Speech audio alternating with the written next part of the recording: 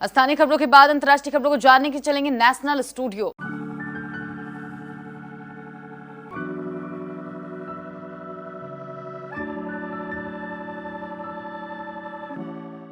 आइए जानते हैं आज की कुछ अंतर्राष्ट्रीय खबरों को। पहले एक नजर आज की हेडलाइंस पर। भारत के सामने घुटने टेक रहा पाकिस्तान, कहा वार्ता से कभी गुरेज नहीं। पीएम नरेंद्र मोदी की रैलियों के भरोसे बंगाल फतह की तैयारी में बीजेपी। सीनेट चुनाव में शेख की हार के बाद बौखलाए पीएम इमरान की विपक्षी नेताओं को चेतावनी। पंजाब सरकार ने सुप्रीम कोर्ट में मुख्तार अंसारी को पंजाब से स्थानांतरित करने की मांग पर जताई आपत्ति। चीन को रोकने के लिए भारत के साथ दोस्ती बढ़ाएगा अमेरिका। दिल्ली में होगी बारिश। 20 साल बाद निर्दोष साबित होकर घर पहुंचे विष्णु ने कहा, नहीं तो कर लेता आत्महत्या। भूकंप के तगड़े झटके से दहला न्यूजीलैंड। कंगना रनौत ने 650 करोड़ की गड़बड़ी के सबूत मिलने पर कहा, यह सिर्फ टैक्स चोर नहीं। और बेन स्टोक्स का बड़ा बयान, कहा बतौर बल्लेबाज यह करियर की सबसे मुश्किल टेस्ट सीरीज। पाकिस्तान इन दिनों दुनिया की मानचित्र पर अलग थलग पड़ गया है। इसका एकमात्र कारण है आतंकवाद को पनाह देना। इसको लेकर उसे लगातार चौतरफा हमले झेलने पड़ रहे हैं। यही वजह है कि आर्थिक हालात भी बिगड़ते जा रहे हैं। इसी बीच गुरुवार को पाकिस्तान के सुर बदले हुए दिखे। इमरान खान की सरकार ने कहा कि वह भारत के साथ सभी लंबित मुद्दों के समाधान के लिए हमेशा तैयार रहा है और कभी वार्ता से गुरेज नहीं किया। दोनों देशों के डीजीएमओ के बीच हुई वार्ता के मद्देनजर भारत के साथ बातचीत की संभावनाओं को लेकर पूछे गए सवाल के जवाब में विदेश कार्यालय के प्रवक्ता जाहिद हफीज चौधरी ने यह टिप्पणी साप्ताहिक प्रेस वार्ता के दौरान कही। उन्होंने कहा, पाकिस्तान ने कभी वार्ता से गुरेज नहीं किया और जम्मू कश्मीर समेत तमाम लंबित मुद्दों के हमेशा शांतिपूर्ण समाधान का आह्वान किया। पश्चिम बंगाल में भले ही बीजेपी विधानसभा चुनावों में जीत का दम भर रही है, लेकिन चुनाव प्रचार के मामले में वह काफी हद तक पीएम नरेंद्र मोदी के भरोसे है। 8 चरणों में होने वाले चुनाव के दौरान वह 1 दर्जन से ज्यादा रैलियों को संबोधित करेंगे। पार्टी को उम्मीद है कि पश्चिम बंगाल में भी वह बिहार जैसे सफलता दोहरा पाएगी, जहां पीएम की रैलियों वाले इलाकों में उन्हें जीत हासिल हुई थी। पीएम नरेंद्र मोदी की रैलियों का शेड्यूल अभी तैयार नहीं हुआ है, लेकिन पार्टी के नेताओं का कहना है कि हर चरण के मतदान से पहले वह 2 रैलियां तो करेंगे ही। इसके अलावा वह असम में 6 रैलियों में जा सकते हैं। असम में 3 चरणों में मतदान होने हैं। इस तरह यहां भी वह हर चरण से पहले 2 रैलियों में जा सकते हैं। इसके अलावा तमिलनाडु, केरल और पुडुचेरी में एक ही राउंड में 6 अप्रैल को मतदान होना है। पाकिस्तान के प्रधानमंत्री इमरान खान ने बुधवार को सीनेट चुनाव में अपने वित्त मंत्री की हार के बाद संसद में विश्वास मत हासिल करने का फैसला किया है। समाचार एजेंसी एएनआई के मुताबिक उन्होंने गुरुवार को कहा कि मैं विश्वास मत लेने का फैसला किया है। यह कोई मसला नहीं है। मैं विपक्ष में बैठूं या संसद से बाहर रहूं, मैं आपको तब तक नहीं छोड़ूंगा जब तक आप इस मुल्क का पाई पाई वापस नहीं लौटा देते। राष्ट्र के नाम संदेश में इमरान ने विपक्ष पर सीनेट चुनाव में अव्यवस्था पैदा करने और लोकतंत्र का मजाक उड़ाने का आरोप लगाया। पंजाब सरकार और गैंगस्टर से नेता बने मुख्तार अंसारी ने गुरुवार को सुप्रीम कोर्ट से कहा है कि योगी आदित्यनाथ की सरकार को उन्हें रूपनगर जेल से उत्तर प्रदेश की बांदा जेल में ट्रांसफर करने की मांग करने का कोई मौलिक अधिकार नहीं है। उत्तर प्रदेश सरकार ने सुप्रीम कोर्ट का दरवाजा खटखटाकर पंजाब सरकार और रूपनगर जेल प्रशासन को निर्देश देने की मांग की है कि मऊ के विधायक अंसारी की हिरासत जल्द से जल्द जिला जेल बांदा को सौंपी जाए।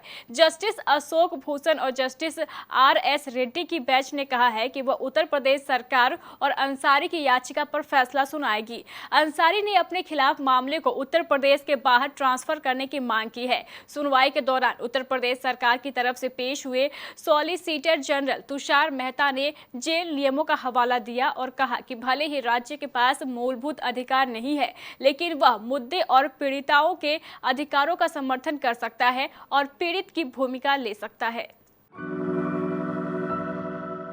अमेरिका के राष्ट्रपति जो बाइडेन के प्रशासन ने कहा है कि वह भारत तथा अन्य देशों के साथ नए नियमों और समझौतों को आकार देने के लिए मिलकर काम करेगा।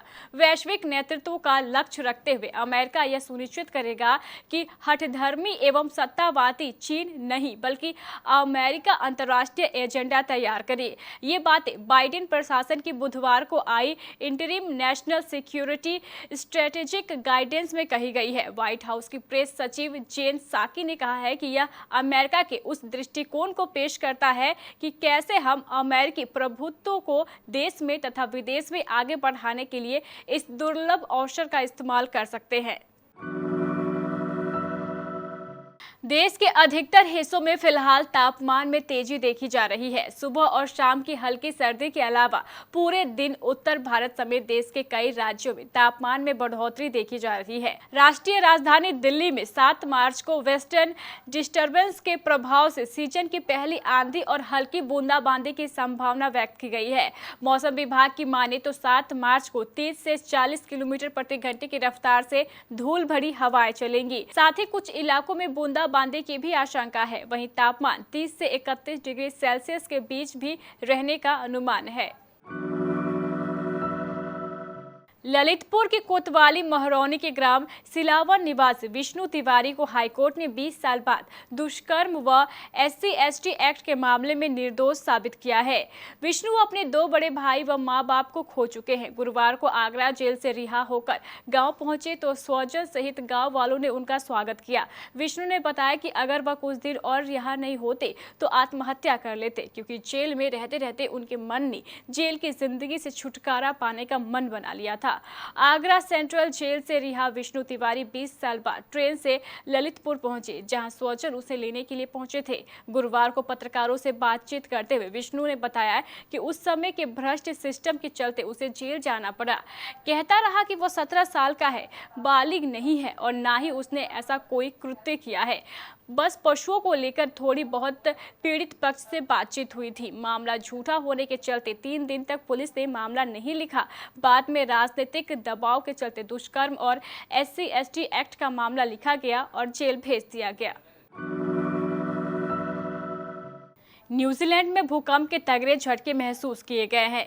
समाचार एजेंसी रॉयटर के मुताबिक भूकंप की तीव्रता 7.2 मापी गई है। सबसे बड़ी बात यह है कि भूकंप के इस तगड़े झटके के बाद सुनामी की चेतावनी जारी की गई है। समाचार एजेंसी AP की रिपोर्ट के मुताबिक यह भूकंप न्यूजीलैंड के उत्तर पूर्वी तट पर आया, जिसके बाद अफरा तफरी मच गई। अभी तक भूकंप से गंभीर नुकसान या किसी के हताहत होने की कोई जानकारी नहीं मिली है। न्यूजीलैंड की राष्ट्रीय आपातकालीन प्रबंधन एजेंसी ने कहा कि अभी इस बात का आकलन किया जा रहा है कि भूकंप की वजह से सुनामी आ सकती है। एजेंसी ने समुद्र तट के पास रहने वाले लोगों को ऊंचे मैदानी क्षेत्र में चले जाने की सलाह दी है। मुंबई में फिल्म इंडस्ट्री से जुड़े लोगों पर आयकर विभाग की रेट में लगभग 650 करोड़ रुपए की कर चोरी की आशंका जताई गई है। इस खुलासे के बाद कंगना रनौत ने दावा किया है कि यह सिर्फ टैक्स चोरी का मामला नहीं है, बल्कि काले धन का आदान प्रदान भी हुआ है। कंगना ने इसको लेकर कुछ सवाल भी उठाए। कंगना ने अपने ट्वीट में central board of director taxes की प्रेस रिलीज भी नथी की थी, जिसमें रेट्स को लेकर जानकारी दी गई है। हालांकि इसमें किसी का नाम नहीं लिया गया है। कंगना ने इसके साथ सवाल उठाए, ये लोग सिर्फ टैक्स चोरी नहीं करते बल्कि काले धन का भी बड़े पैमाने पर लेन देन हुआ है। भारत और इंग्लैंड के बीच खेली जा रही टेस्ट सीरीज को बेन स्टोक्स ने बल्लेबाज के तौर पर अपने करियर की सबसे मुश्किल सीरीज बताया है। स्टोक्स ने कहा है कि वह पूरी दुनिया में खेल चुके हैं, लेकिन इतने मुश्किल हालातों का सामना उन्होंने अब तक नहीं किया। अहमदाबाद में खेले जा रहे सीरीज के चौथे और अंतिम टेस्ट की पहली पारी में स्टोक्स ने 55 रनों की पारी खेली। हालांकि वह अपनी शुरुआत को बड़ी पारी में न तब्दील करने से निराश नजर आए। तो ये थी हमारी कुछ अंतर्राष्ट्रीय खबरें। चलेंगे प्राइम स्टूडियो।